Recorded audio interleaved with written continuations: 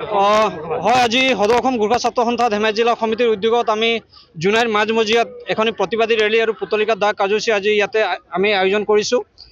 বিশেষ হ'ল যোৱা 6 ফেব্ৰুৱাৰী তাৰিখে এটা ব্যক্তিগত টিভি চেনেলত এটা ডিবেট চলি আছিলে।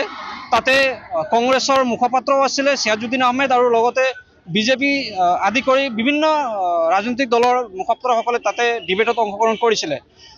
সেই সময়ত ছাইজুদ্দিন আহমেদ যি কংগ্ৰেছৰ মুখপাত্ৰ হিচাপে তাতে অংশগ্ৰহণ কৰিছিলে, তেখেতে এজন গোৰ্খা সন্তান ৰঞ্জীৱ মানে শৰ্মাৰ কথাক মানে তেখেতে যুক্তি তৰ্কলে জিকিব নোৱাৰি তেখেতে গোৰ্খা জনগোষ্ঠীক বিভিন্ন ধৰণৰ কটু মন্তব্য তাতে প্ৰদান কৰিলে। তেখেতে সেই অপেন টিভিত আহি তেখেতে গোৰ্খাসকল মানে বিদেশী নেপালৰ পৰা আহি ইয়াত অসমত তেখেতসকলে কেনেকৈ অসমীয়াক দন দিব, সেই তেনেধৰণৰ বিভিন্ন ধৰণৰ মন্তব্য তেখেতে প্ৰদান কৰাৰ পিছত আমি গোৰ্খা ছাত্ৰ সন্থা আমি জাঙুৰ খাই উঠিলোঁ।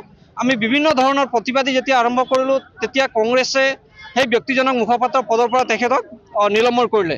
আৰু আমি গোৰ্খা ছাত্ৰ সন্থাই আমি দাবী জনাইছিলোঁ যে সেই দিনাই আমি 7 তাৰিখে কংগ্ৰেছক যে আপোনালোকে অকল তেওঁক পদৰ পৰা অপসাৰণ কৰিলেই নহ'ব, আপুনি তেখেতক প্ৰাথমিক সদস্যৰ পৰা বৰ্খাস্ত কৰিব লাগিব আৰু তেখেতৰ এগেইনষ্টত মানে আইনী ব্যৱস্থা গ্ৰহণ কৰিব লাগে। কিয়নো সেই চিৰাজুদ্দিন আহমেদজনে কংগ্ৰেছৰ হৈ তাত অংশগ্ৰহণ কৰিছিলে আৰু কংগ্ৰেছে এতিয়ালৈকে তেখেতৰ ওপৰত একো ধৰণৰ ব্যৱস্থা গ্ৰহণ কৰা নাই। আমি গোৰ্খা ছাত্ৰ সন্থাৰ আমাৰ স্পষ্ট কথা, কোনোবা এটা কংগ্ৰেছী মেয়ৰ এটাই আহি টিভি শ্ব'ত বহি গোৰ্খাসকলক দম দিব, সেই কথা আমি কেতিয়াও সহ্য নকৰোঁ। আমাৰ স্পষ্ট কথা, আমি গৌৰৱ গগৈকো আমি সেই সময়ত সকিয়নি দিছিলোঁ যে আপোনালোকৰ যদি বক্তব্য নহয়, কিয়নো এই চিৰাজুদ্দিন আহমেদে সেই সময়ত কংগ্ৰেছৰ হৈ তাত অংশগ্ৰহণ কৰিছিলে আৰু তেখেতৰ বক্তব্য যদি কংগ্ৰেছৰ বক্তব্য নহয়, তেখেতসকলে কংগ্ৰেছে এইটো স্পষ্টীকৰণ দিব লাগে বুলি আমি তাতে দাবী জনাইছিলোঁ। আৰু তেখেতৰ বক্তব্যৰ পৰা আমাক এনেধৰণৰ মানে এটা মনত ধাৰণা হয় যে কংগ্ৰেছৰ ভিতৰ চলাত গোৰ্খা বিৰোধী তেনেধৰণৰ আলোচনা হয় নেকি, যে কংগ্ৰেছে ভাবে নেকি যে গোৰ্খাসকল সঁচাকৈ বিদেশী হয়, তেখেতসকল নেপালৰ পৰা ইয়াত অসমত বসবাস কৰিছে বুলি তেনেকুৱা ধৰণৰ তেখেতৰ আলোচনা হয় নেকি? নহ'লে সেই চিৰাজুদ্দিন আহমেদে এটা কংগ্ৰেছৰ পৃষ্ঠপোষকতা তাত থাকি সি ক'বলৈ কেনেকৈ সাহস পালে?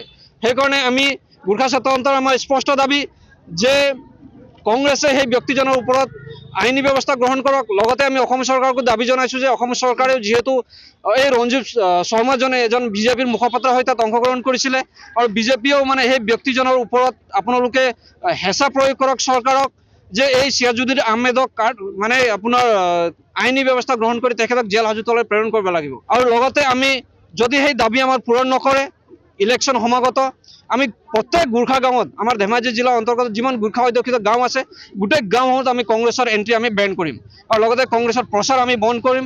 চৰকাৰক হওক বা কংগ্ৰেছক আমি দাবী জনাইছোঁ, যদি আমাৰ এই দাবীসমূহ তেখেতে পূৰণ নকৰে, অনাগত দিনত ইয়াতকৈ আমি জংগী আন্দোলন গঢ়ি তুলিম আৰু তাৰ পৰা উদ্ভৱ হোৱা যিকোনো পৰিস্থিতিৰ বাবে কংগ্ৰেছ দায়ী হ'ব আৰু চৰকাৰ দায়ী হ'ব।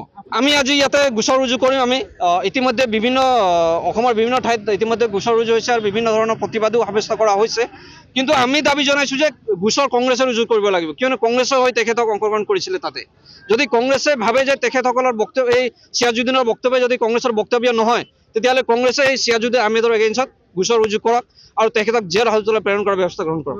দাবী জনাইছোঁ যে গোচৰ ৰুজু কৰাৰ পিছতো যদি আমি প্ৰায় এসপ্তাহ আমি সময় দিছোঁ, যে এসপ্তাহৰ ভিতৰত যদি তেখেতসকলে আমাৰ কোনো দাবী যদি তেখেতসকলে ৰেছপন্স নিদিয়ে, আমি গোটেই গাঁওসমূহত আমি কংগ্ৰেছৰ এণ্ট্ৰি আমি বেন কৰিম। আচলতে চৰকাৰ বিজেপিহে বৰ্তমানৰ, তেনে ক্ষেত্ৰত আপোনালোকে চৰকাৰক দাবী জনাইছে, বিজেপিকহে আপোনালোকে এণ্ট্ৰি নিষেধ কৰিব লাগে, কিন্তু কংগ্ৰেছক কিয় আপোনালোকে নিষেধ কৰিছে? নহয়, সেই প্ৰতিবাদীত আমি দেখিবলৈ পাইছোঁ গৌৰৱ গগৈ মুৰ্দাবাদ, কংগ্ৰেছ মুৰ্দাবাদ, বাকী কেছটোতো আপোনালোকে দিয়া হৈছে চৰকাৰক, বৰ্তমানৰ চৰকাৰ বিজেপি চৰকাৰ, এটা আপোনাৰ ওলোটা আমি প্ৰতিক্ৰিয়া দেখিবলৈ পাইছোঁ। নহয়, নিশ্চয়কৈ আপোনালোকে দেখিছে। হয়, আমি যিদিনাখন আমি 7 তাৰিখে আমি এটা প্ৰেছ ৰিলিজ আমি দিছিলোঁ, সেই ৰিলিজত আমি দাবী জনাইছিলোঁ, কিয়নো সেই ব্যক্তিজনে সেই সময়ত কংগ্ৰেছৰ মুখপাত্ৰ হিচাপে তাতে অংশগ্ৰহণ কৰিছিলে আৰু কংগ্ৰেছৰ ফালৰ পৰা এতিয়ালৈকে আমি একো প্ৰতিক্ৰিয়া তেখেতক দেখা নাই এতিয়ালৈকে, যে কংগ্ৰেছে এটলিষ্ট এটা প্ৰেছ ৰিলিজ দি তেখেতসকলে ক'ব লাগিছিলে যে এই যোনটো বক্তব্য সেইটো চিৰাজুদ্দিনৰ নিজা বক্তব্য হয়, আমাৰ বক্তব্য নহয় বুলি তেখেতসকলে ক'ব লাগিছিলে। কিন্তু এতিয়ালৈকে আমি দেখিছোঁ যে কংগ্ৰেছৰ আপোনাৰ প্ৰেছিডেণ্ট হ'ল গৌৰৱ গগৈ,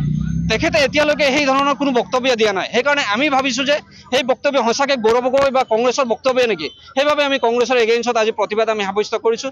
আৰু লগতে অসম চৰকাৰক আমি বিজেপিকো আমি দাবী জনাইছোঁ যে এই মুখপাত্ৰজন যিজনক মানে তেওঁ এই চিৰাজুদ্দিনে ধমক দিছে, সেই ধমক দিয়া ব্যক্তিজন মানে ৰঞ্জীৱ শৰ্মাজন হ'ল বিজেপিৰ এজন মুখপাত্ৰ আৰু বিজেপি চৰকাৰেও মানে নিজৰ মুখপাত্ৰক ৰক্ষণাবেক্ষণ দিয়াৰ বাবে হওক বা তেখেতক মানে ৰক্ষাৰ বাবে এতিয়ালৈকে বিজেপিৰ পৰা একো তেনেধৰণৰ ব্যৱস্থা গ্ৰহণ কৰা আমি দেখা নাই। সেইবাবে বিজেপি চৰকাৰকো আমি দাবী জনাইছোঁ যে আপোনালোকৰ যিহেতু চৰকাৰ আছে, আপোনালোকে এই চিৰাজুদ্দিন আহমেদৰ এগেইনষ্টত গোচৰ ৰুজু কৰক আৰু তেখেতক জেল হাজতলৈ প্ৰেৰণ কৰাৰ ব্যৱস্থা গ্ৰহণ কৰক।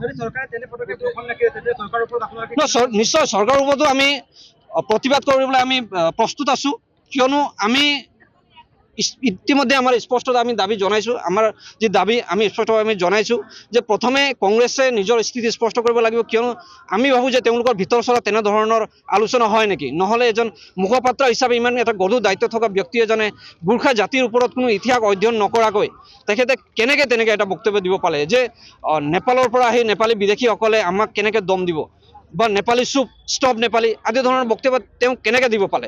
নিশ্চয় তেওঁলোকৰ মাজত তেনেধৰণৰ আলোচনা হয়। সেইকাৰণে আমাৰ দাবী, আমাৰ প্ৰতিবাদ হ'ল কংগ্ৰেছৰ এগেইনষ্টত, আৰু যদি সেই ব্যক্তিৰ ওপৰত যদি চৰকাৰেও যদি ব্যৱস্থা গ্ৰহণ নকৰে, অনাগত দিনত আমি চৰকাৰৰ এগেইনষ্টতো আমি প্ৰতিবাদ কৰিব আমি প্ৰস্তুত আছোঁ। যিকোনো খবৰৰ বাবে যোগাযোগ কৰক আমাৰ এই নম্বৰত 9181 307 2221।